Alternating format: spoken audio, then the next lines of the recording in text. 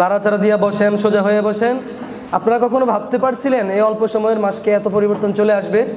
Just এই সূত্রটা মাথার মধ্যে ঢুকে গেছে, তো তেলাওয়াত সুন্দর হয়ে গেছে, বলতে গেলে হয়ে যাইতেছে কাছাকাছি, না? বলেন আলহামদুলিল্লাহ। দেখবেন কাল পরশুর মধ্যে এই তেলাওয়াত আপনারা অনর্গল তেলাওয়াত করতে পারতেছেন যে কোনো জায়গা থেকে, বুঝছেন? এর জন্য কি মেহনত জারি রাখতে হবে। মেহনত এখন যেভাবে করছেন এভাবেই চালিয়ে যেতে হবে, বরং আরো বাড়াইতে হবে। ঠিক আছে, শোনেন। আউযু বিল্লাহি মিনাশ শাইতানির রাজীম। বিসমিল্লাহির রহমানির রহিম। আলহামদুলিল্লাহি রাব্বিল আলামিন। আর রহমানির রহিম মালিকি ইয়াউমিদ্দিন। আউযু বিল্লাহি মিনাশ শাইতানির রাজীম। বিসমিল্লাহির রহমানির রহিম।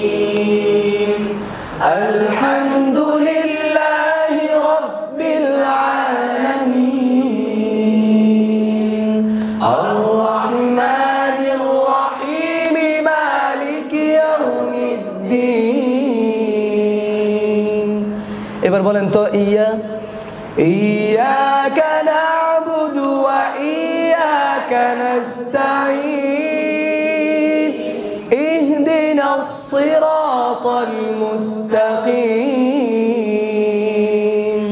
সিরাতাল লাযীনা আন'আমতা আলাইহিম গায়রিল মাগদুবি আলাইহিম ওয়ালাদ-দাল্লিন।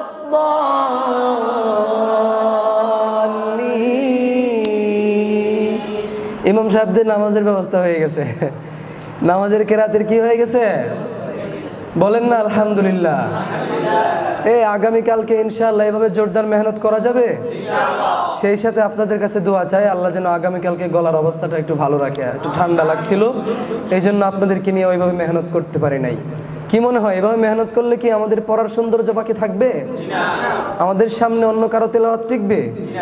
দোয়া করি সবার তেলাওয়াত সুন্দর হোক, কিন্তু আমগো উপরে কারো তেলাওয়াত হইব না। বলেন না ইনশাআল্লাহ। এর জন্য কি প্রয়োজন? চেষ্টা এবং মেহনতের প্রয়োজন। ঠিক আছে, আল্লাহ পাক আমাদের সবাইকে তার তিলের সাথে কোরআন তিলাওয়াত করার তৌফিক দান করুন।